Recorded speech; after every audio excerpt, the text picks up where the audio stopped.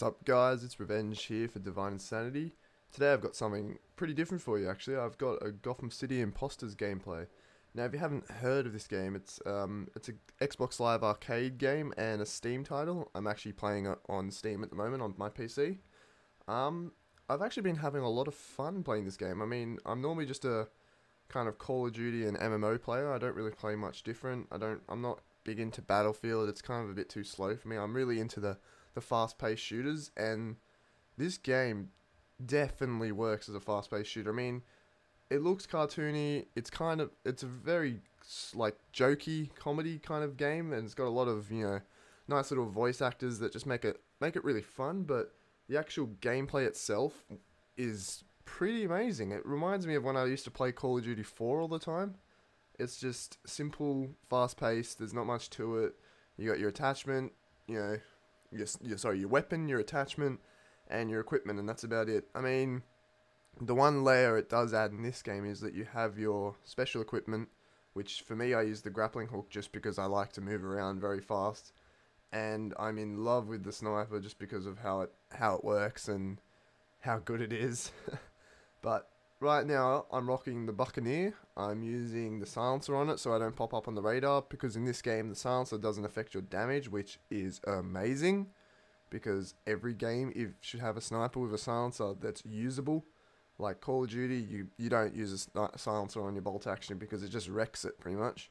But in this, I always rock it. It's amazing. It keeps me off the radar and lets me kind of sit off in the shadows, being the sniper picking people off. I'm using my motion sensor as my equipment, just because in this game it's very useful. There's small maps, and you can cover a lot of it, and it recharges, so you can use it. You can sometimes even manage to have two down at the same time. But I'm also rocking the Gatekeeper secondary, which is an SMG. In this game, you pick both your guns like you have overkill all the time. Like, you don't have to have a pistol or a submachine pistol secondary. You can pick whatever you want. So I see lots of people rocking like LMG rockets and that, and they're using the bat wings, which lets you fly down and smash people, and oh, it's so annoying. You'll see it later on. That's actually what I die from. But yeah, I'm using the grappling hook there, which is just mobility. So I use that, and then I think that's about it. I think that's covered everything. The Gatekeeper, I just use extended mags, I believe, in this game, just for, extra bullets. And I have to say, the Gatekeeper is probably the most overpowered submachine gun. It's quite crazy, the amount of damage you can put off. As you saw before, I got a kill where I literally put 2 or 3 bullets on his head and got over 150 damage. Like, it's crazy.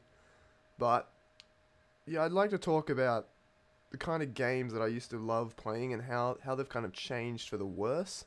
Namely Call of Duty, as everyone knows. Not very many people like Modern Warfare 3. I don't mind it. It's quite fun, and I can play it, and I can do reasonably well at it.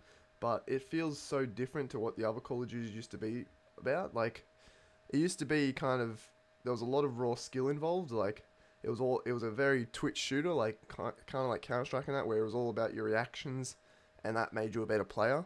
But since Modern Warfare 3, it's kind of turned into a just knowing the maps. Like, obviously you always wanted to know the maps, and there you can see that's when I died from him pouncing down with his bat wings. It's kind of a lethal thing, especially as a sniper. I can't really do much to stop it at the time.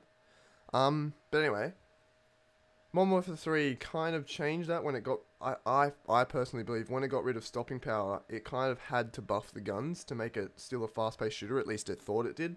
And so they've buffed all the guns to the point where there's no reaction involved as much anymore. It's all about prediction, and that's where it turns into a spawn trapping game where everyone kind of just needs to know where the spawning's happening and just be ready and sit there, camping or scoped in. I mean, I'm not against camping. It's a style of play, but it's turned into where you have to play like that in Modern Warfare 3 to do any good.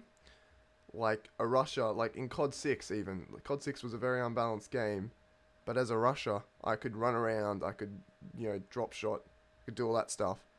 And because of my reactions, I could be a good player. Whereas in Modern Warfare 3, if I do that, unless I'm versing drop kicks on a good connection, I will get shot down so many times by one-shot shotguns or by a guy with an assault rifle, an ACR or something that just can kill me before I can even do anything about it. Like, as soon as I know where I'm getting shot from, I'm dead. Like, there's no time for me to go, oh shit, and turn around and shoot at him, or to run around the corner and take cover or anything, which was what COD 4 and COD 6 was all about as Russia, was flanking, getting behind the enemy, killing them, and then as soon as they knew where you were, bailing, taking cover, and regrouping, essentially, changing your position, changing your style, whatever. But there's none of that in Modern Warfare 3. It's all about, knowing spawns, knowing maps, knowing where they're going to come from, and just kind of habit. And it gets boring really fast, because if you're not doing it, you're getting beaten. And if you are doing it, it's kind of simplistic. It's not very fun. Like, you see this.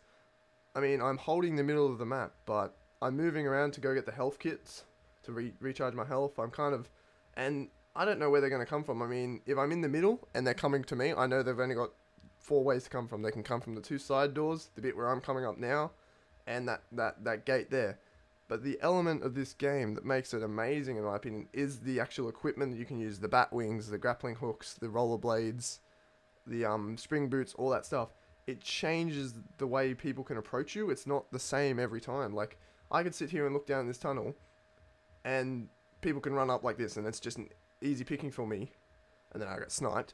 But they could also come up from the sky, from like where I'm not looking. They could come with their bat wings. They could come up invisible, so I can't see them, or I can see the blur, but I can't see them very well, and I wouldn't notice them.